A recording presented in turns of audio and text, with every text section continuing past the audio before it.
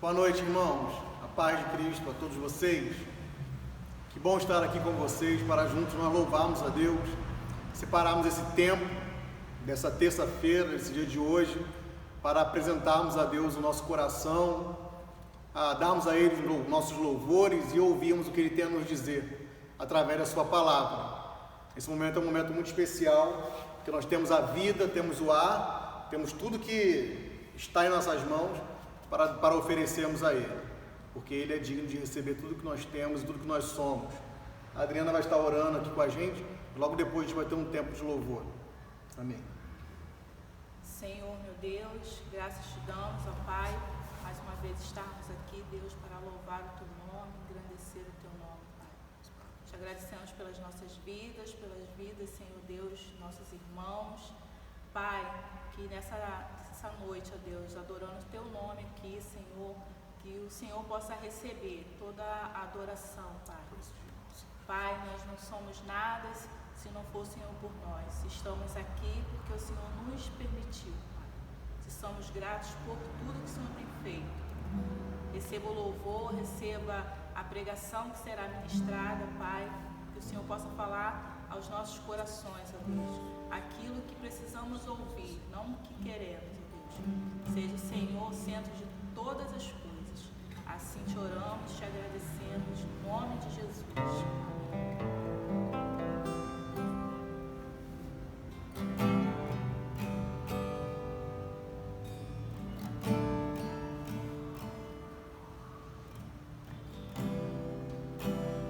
Faltam palavras para expressar o meu amor por ti, Senhor.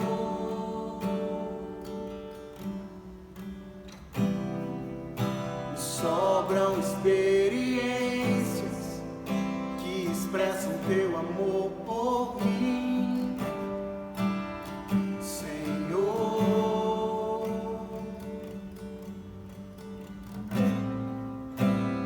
Fastes o meu fardo, me perdoando.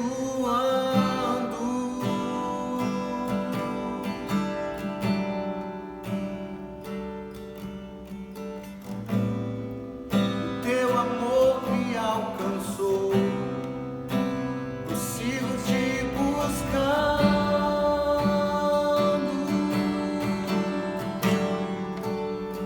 Ele é majestoso.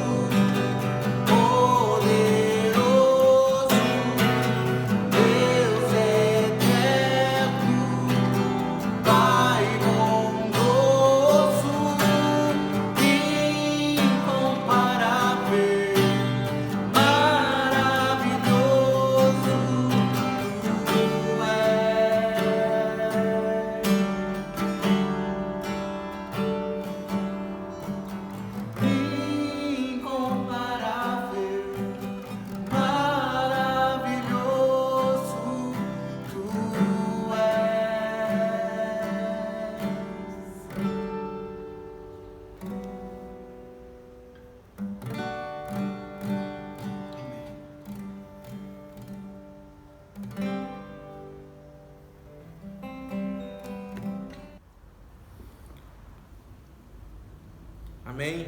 Boa noite, irmãos.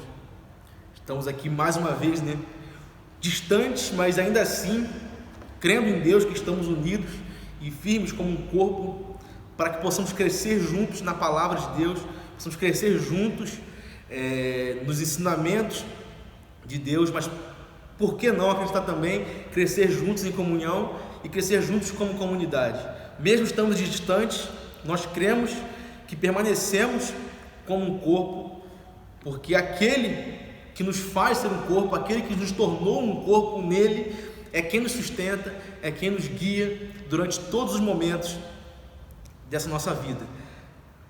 Bom, a palavra de hoje, irmãos, está no Salmo 73. Vamos ler aqui, a princípio, somente o versículo 1.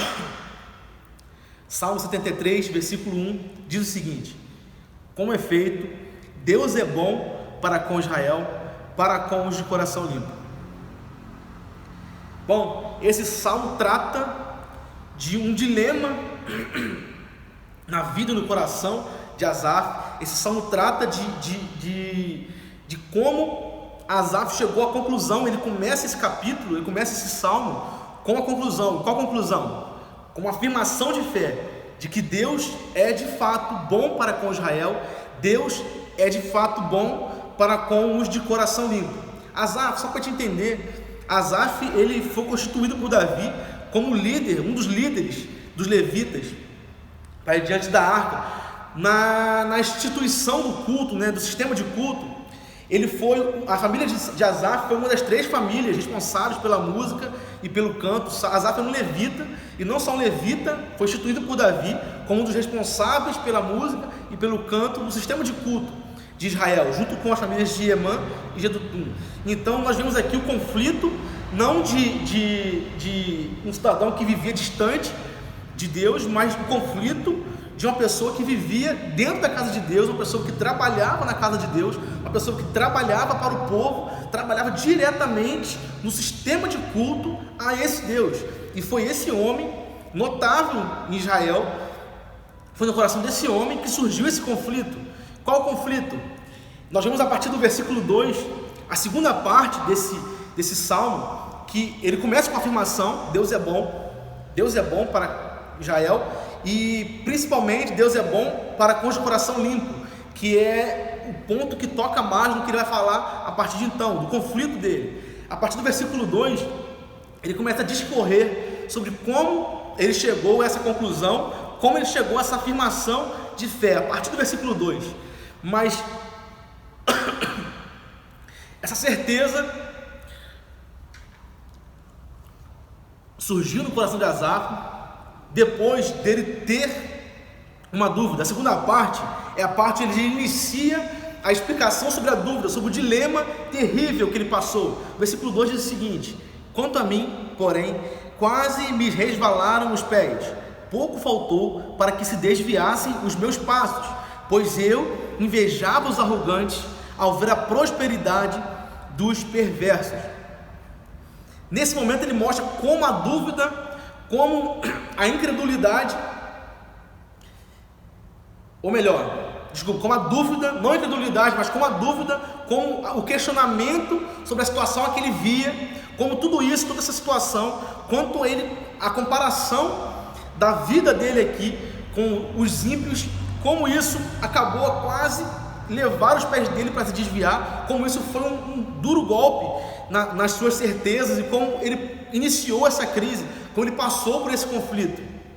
E quanto mais ele se comparava a esses homens ímpios, mais ele se aproximava de desviar-se, mais era difícil para ele manter os pés firmes. E uma coisa interessante, no versículo 3, pois eu invejava os arrogantes ao ver a prosperidade dos perversos. A palavra utilizada aqui é a palavra shalom, ou seja, eu me invejava os arrogantes ao ver a prosperidade, a paz que os perversos tinham. Foi olhando para essas situações, para essa comparação do dia a dia, que Asaf conta que ele quase desviou seus pés e que ele ficou muito difícil de manter os seus pés firmes. A partir do versículo 4, nós vemos o porquê disso. Do versículo 4 e 5, ele diz o que tinham esses homens, esses perversos, esses ímpios, e a partir do versículo 5 a 11, ele diz quem eles eram, e o contraste de coisas boas que eles tinham, e como eles eram maus. Vamos ler aqui, versículo 4, versículo 5, para eles não há preocupação, o seu corpo é sadio e nédio, não partilham das canseiras mortais, nem são afligidos como os outros homens, ou seja, não há preocupação, o corpo dele é sadio, eles não cansam pelo seu sustento, não são afligidos como os outros homens, não passam pelas mesmas dificuldades que nós passamos, não se preocupam como eu vou fazer para poder pagar essa conta de luz, eles não se preocupam se o gás acabou, não se preocupam se a despensa está vazia, eles não têm essa preocupação, não tem. E vem a partir daí o versículo 6, explicando quem eram esses homens que tinham essas coisas boas. Versículo 6 diz o seguinte: daí a soberba que os cinge como um colar, e a violência que os envolve como um manto, os olhos saltam-lhes da gordura, do coração brotam-lhes fantasias, motejam e falam maliciosamente, da opressão falam com altivez, contra os céus desandam a boca, e a sua língua percorre a terra. Versículo 10: por isso o seu povo se volta para eles, e os tem por fonte de que bebe a largos sorvos, e diz: como sabe Deus? Acaso há conhecimento no Altíssimo? Ou seja, esses homens que têm coisas boas, na verdade, as bênçãos que eles tinham, as coisas boas que eles tinham, contrastavam com o tamanho da maldade que eles possuíam, com o tamanho do mal que eles eram. Eles tinham a soberba como um adorno, a violência como um traje fino, ou seja, onde eles passavam, era a violência que eles tinham, a riqueza que eles tinham era fruto da violência, era fruto da injustiça, e eles se orgulhavam disso. No versículo 8, diz o seguinte, segunda parte do versículo: da opressão fala com altivez, ou seja, eles se orgulham de ser opressores, eles se orgulham de ter as suas riquezas através da violência e da injustiça, eles se orgulham de ser quem eles são, eles se orgulham porque são debochados, e da boca deles só sai maldade. Eles são opressores, eles têm orgulho disso, de serem opressores, eles têm orgulho de ser a classe de ser aquele grupo de pessoas que está sobre outro grupo de pessoas e que faz a sua riqueza pela pobreza dos outros, faz a sua riqueza pela aflição e pelo sofrimento dos outros. Eles têm orgulho disso, eles blasfemam contra Deus, eles perguntam: há conhecimento no Altíssimo? Por acaso há conhecimento no Altíssimo? A sua língua percorre a terra, e eles conseguem tudo o que desejam. Esses homens tão maus, parece que são tão abençoados, eles conseguem tudo o que desejam, tudo o que eles querem, eles têm. E mais, versículo 10: por isso o seu povo se volta para eles, e os tem por fonte de que bebe a largos sorvos. Além de tudo isso, apesar de tudo isso, eles são bajulados pelo povo. Eles são pessoas que o povo quer estar perto. Eles são pessoas poderosas que podem dar alguma coisa a esse povo. Eles são pessoas que podem dar migalhas para esse povo que tanto sofre. E eles, apesar de tudo isso, eles ainda são bajulados pelo povo, ainda são cercados por pessoas. Muitos querem estar perto dele, muitos querem conviver com ele, muitos querem estar no dia a dia, muitos querem conhecer ele intimamente. Apesar de tudo isso, eles ainda são bajulados pelo povo. Eles desafiam os céus por tudo que eles têm e por tudo que eles fazem. Esses eram os homens que Asaf invejava, porque esses homens, apesar de toda a maldade que eles faziam, eles não passavam pelas dificuldades que ele passava, eles não se preocupavam com as coisas que os mortais se preocupavam, eles não eram afligidos da maneira que a maioria dos homens eram afligidos. Versículo 12: eis que são estes os ímpios, e sempre tranquilos aumentam suas riquezas. Asaf olha para eles e percebe que quanto mais mal eles são, mais tranquilos eles também são, e mais a riqueza deles aumenta. Parece que quanto mais mal eles fazem, mais eles são abençoados. Parece que quanto mais mal eles fazem, mais paz eles têm, mais eles aumentam a sua riqueza, mais eles aumentam a sua prosperidade, mais eles são abençoados com o shalom, com a paz, com a prosperidade. E aí Asaf entra na quarta parte desse raciocínio que ele desenvolve, que é a parte da conclusão equivocada que ele teve. Versículos 13 e 14 diz o seguinte: com efeito, inutilmente conservei puro o coração e lavei as mãos na inocência, pois de contínuo sou afligido e cada manhã castigado.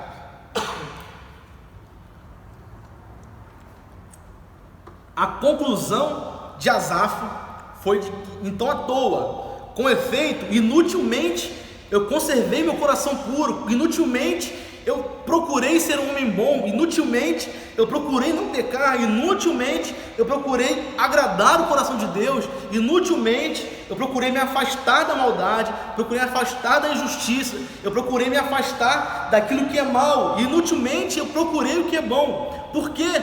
Porque de contínuo eu sou afligido e a cada manhã eu sou castigado. Asaf chega a uma conclusão equivocada quando ele compara a sua vida aqui na terra com a vida dos ímpios aqui na terra. Asaf chega a uma conclusão equivocada porque ele procurou o seu galardão principalmente no que é perecível, principalmente no que é passageiro, no que é terreno, principalmente no que é deste mundo. Ele procurou o seu galardão principalmente no que é material, no que é terreno, no que é passageiro, no aqui e no agora. Ele comparou a sua vida com a vida dos ímpios numa situação completamente desigual em que ele encontrou.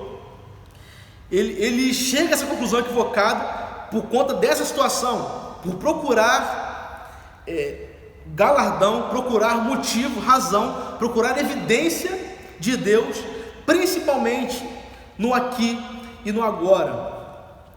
Ele diz: a cada manhã eu sou castigado. Em Jeremias, Lamentações de Jeremias, versículo 3, versículo 22 e 23, está dizendo que a misericórdia de Deus se renova a cada manhã. Se o castigo, se o sofrimento vem a cada manhã, eu tenho certeza de que a misericórdia de Deus também vem a cada manhã, de que o socorro de Deus também vem a cada manhã, de que o sustento, de que o cuidado de Deus também vem a cada manhã, porque a misericórdia de Deus, ela se renova a cada manhã.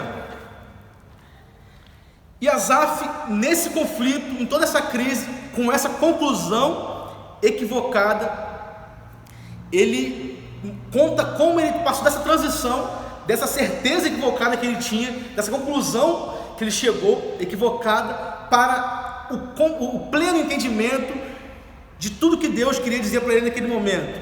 Versículo 17 do Salmo 73 diz o seguinte: até que entrei no santuário de Deus e atinei com o fim deles. Ou seja, até que eu entrei na presença de Deus, até que eu estive próximo de Deus, até que eu entrei aonde Deus habita. E nesse momento em especial, em específico, eu gostaria que a gente não confundisse isso com essa estrutura, com esse templo, com essa casa, com o local onde nós nos reunimos.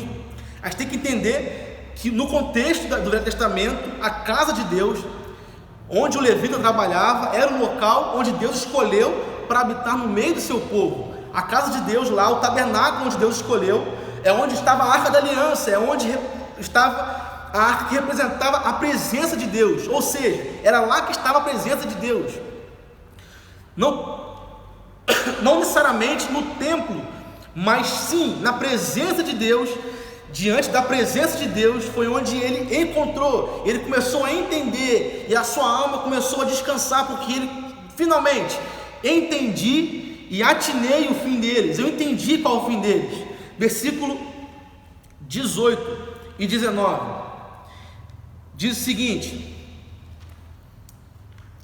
como ficam de súbito assolados, totalmente aniquilados de terror, como ao sonho quando se acorda, Assim, ó Senhor, ao despertares, desprezarás a imagem deles. Ou seja,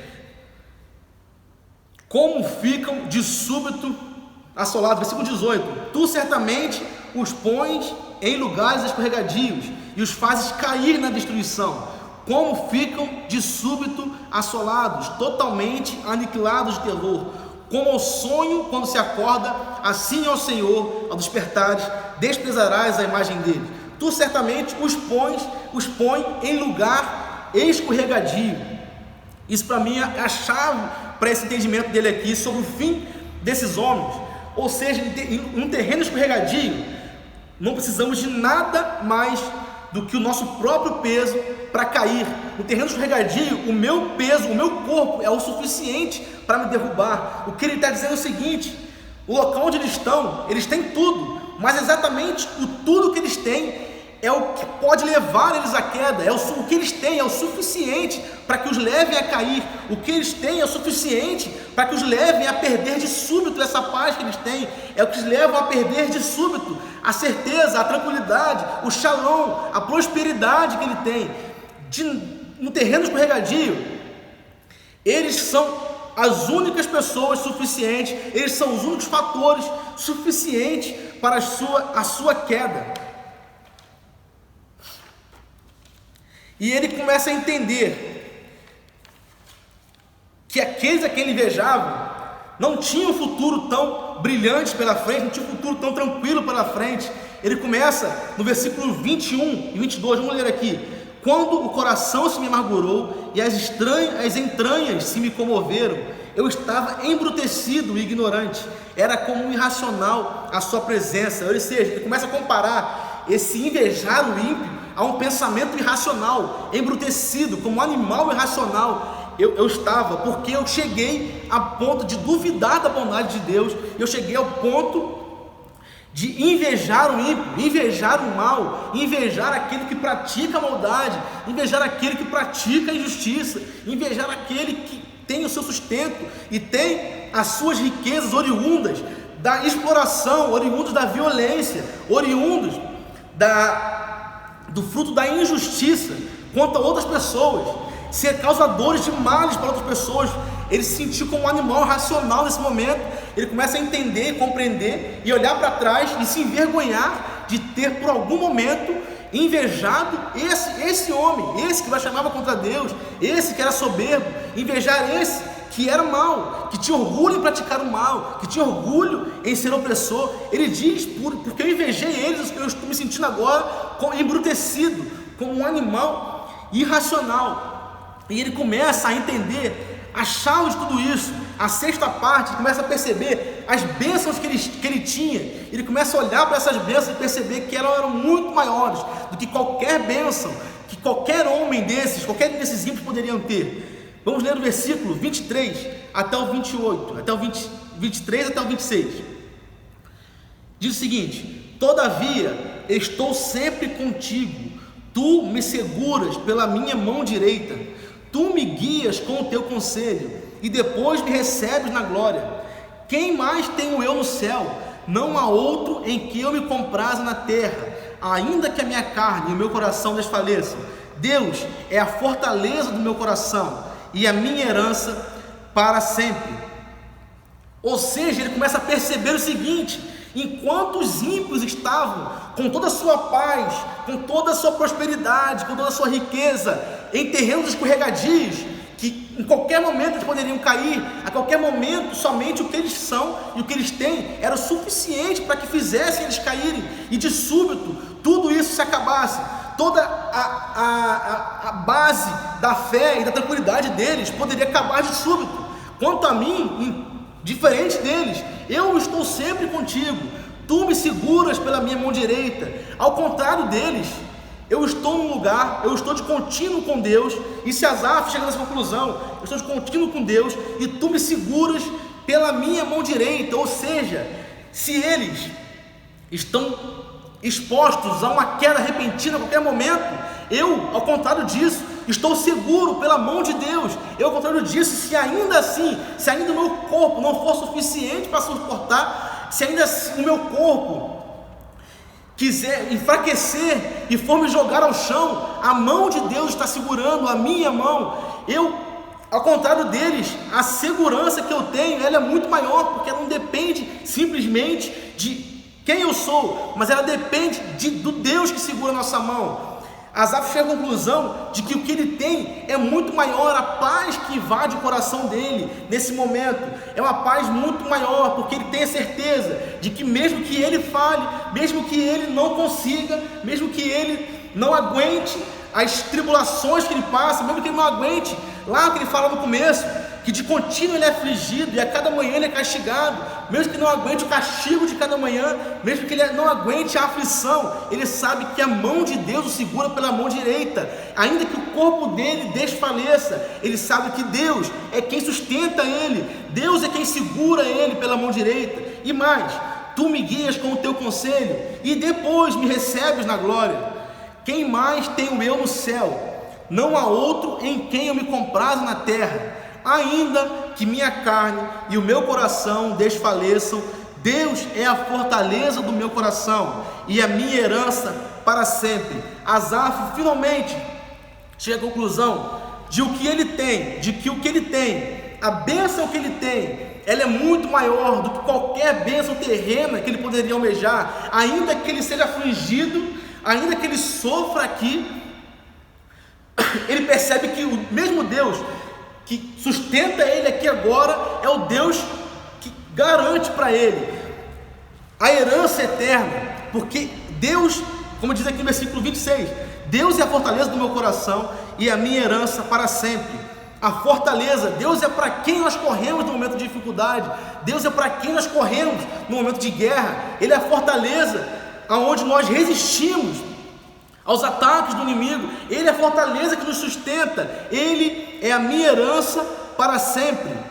Deus é a nossa herança, Deus, a presença de Deus, está de contínuo com Deus, está junto a Deus, é a nossa herança, nossa garantia, a nossa certeza de que nós não vamos perecer, a nossa certeza de que nós não vamos cair, nós não vamos perecer, porque Ele é quem nos sustenta, é Ele quem nos segura, Ele é a nossa herança, Ele é a fortaleza do nosso coração, e não existe bênção material, não existe riqueza, não existe saúde que seja capaz de superar essa bênção, não existe a paz desses ímpios que sejam capazes de superar a bênção. Então Asaf compreendeu de fato, nesse pensamento, ele chega à conclusão de que Deus, Ele é sim bom, Ele é sim misericordioso, Ele é bom para aqueles que têm o coração puro.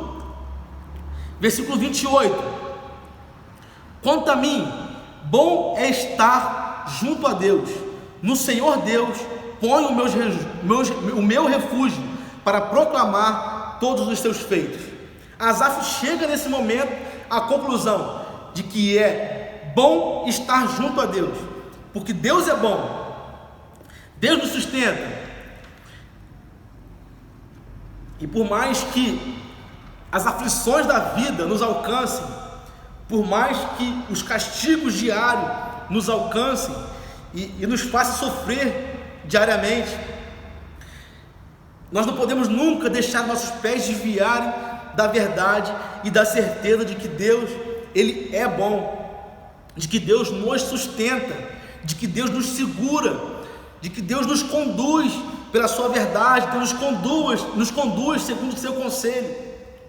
Deus fez um caminho para nós, para que nós chegássemos até Ele, Ele nos trouxe para perto dEle. Essa é a maior bênção que nós poderíamos ter, e isso não é demagogia, isso é compreender que o que é eterno é muito mais valioso do que o que é passageiro. Isso é compreender, isso é ter paz no coração, sabendo que ainda que as dificuldades batam, ainda que as dificuldades me castiguem e aflijam o meu corpo e aflijam a minha vida, isso é compreender de que apesar de tudo isso, a nossa alma está segura nele, a nossa alma está segura nas mãos dele. Como ele diz aqui, eu sei, a sua mão me segura pela mão direita, ou seja, ainda que eu largue a mão dele, eu sei que ele segura a minha mão e não me deixa me afastar dele, não me deixa desfalecer, não me deixa perder para essa dificuldade. temos a certeza de que Deus é o nosso sustento, Deus é o nosso refúgio, Deus é a nossa fortaleza. É para Ele que nós corremos no momento de dificuldade, é para Ele que nós devemos correr no momento de guerra, no momento da aflição. É da misericórdia dEle que se renova a cada dia, que nós devemos nos lembrar, e que essa verdade, essa certeza nos traga cada vez mais a fé, que traga cada vez mais a motivação para continuar caminhando, sabendo que o que nos espera no fim dessa caminhada é uma coroa incorruptível, é uma bênção eterna que ninguém pode botar a mão, ninguém pode tomar, ninguém pode destruir, porque a nossa herança é o Senhor. Amém? Nessa certeza, eu peço a Deus que Ele invada o nosso coração com toda a fé, com toda a segurança que nós possamos ter, com toda a paz, que somente a consciência de que estamos nas mãos dEle, somente a consciência de que somos sustentados por Ele, invada o nosso coração e nossa mente, e não nos deixe duvidar. Que essa paz esteja no nosso coração a cada dia, esteja no nosso coração a cada levantar, a cada vez que nós ajoelhamos para orar, a cada vez que nós conversamos com nossos familiares, a cada vez que nós nos encontramos com as dificuldades do dia a dia, a cada dilema que nós possamos passar, que a paz da certeza de que Ele cuida de nós esteja presente na nossa vida e no nosso coração. Eu quero orar com você nessa noite, amém? Deus, obrigado, Senhor, por o Senhor se revelar a nós. Obrigado por o Senhor trazer, Pai, a Tua palavra aos nossos corações, Pai. Obrigado, Pai, por o Senhor não abandonar, por o Senhor ser o bom pastor que nos guia, Pai, seja em pastos verdejantes, Pai, ou seja no vale da sombra da morte, Pai. Sabemos que o Senhor está conosco, o Senhor é nosso guia, o Senhor é aquele que nos sustenta, o Senhor é aquele que nos livra dos lobos, o Senhor é aquele que nos livra dos predadores, Senhor. O Senhor é aquele que nos livra de qualquer dificuldade, qualquer inimigo que possa atingir nossa alma. O Senhor é aquele que nos sustenta, Pai, mesmo no meio da dificuldade. O Senhor é nosso sustento, nossa fortaleza, o Senhor é nosso refúgio. Obrigado por tudo isso, Senhor. Obrigado por estar presente, Pai. Obrigado por se fazer presente, por criar um caminho, Pai, para que nós possamos caminhar através dele, Pai, e chegar diante da Tua presença, Pai. Obrigado por criar um caminho para a nossa salvação. Obrigado pelo Senhor ser um agente ativo, Pai, da nossa salvação. Obrigado pela Tua graça, Pai, pela Tua misericórdia, Senhor. Pai, muitas vezes nós sabemos, Pai, que as dificuldades, elas nos afligem. Os castigos às vezes vêm pela manhã, Pai, e castigam o nosso corpo, Pai. O cansaço pela busca do sustento muitas vezes nos causa desânimo, Pai. Mas, Senhor, nunca nos deixe desanimar, e reafirme no nosso coração a certeza de que, na verdade, o Senhor é quem é nosso sustento. O Senhor é aquele que nos guia e que nos segura pela mão direita, Pai. Não nos deixa cair e não nos deixa desviar, Pai, do seu caminho, Senhor. Obrigado, Pai, por o Senhor ser esse Deus gracioso, esse Deus misericordioso. Obrigado por nos dar muito mais do que merecemos, Senhor. Obrigado, Senhor. Em nome de Jesus, Pai, reafirma no nosso coração essa fé. Crava, Pai, finca nossos pés, Pai, nessa verdade, Pai.